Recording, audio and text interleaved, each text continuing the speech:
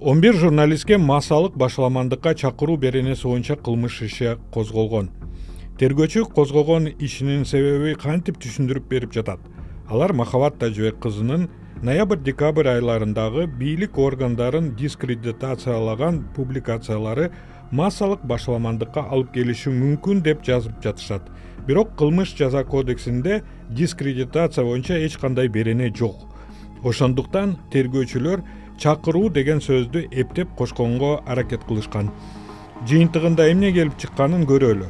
Тергөөчүнүн кыргызча токтомунда бир нече бийлик органдарын дискредитациялоого чакырган видео массалык башаламандыктарга алып келүүсү мүмкүн экендигин жазылган.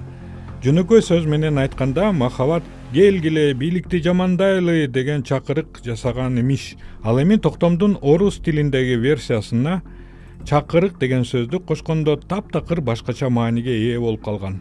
Призывающие и дискредитирующие органы власти деп жазып коюшкан.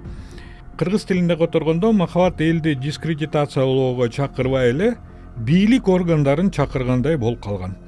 Бир эле ишке эки башка түшүндүрмө берип жатышат. Бул эмнени далилдейт?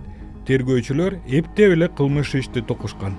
Анын үстүнө массалык башаламандыкка чакырык жок болуп жаткандан кийин кылмыштын да курамы да жок да.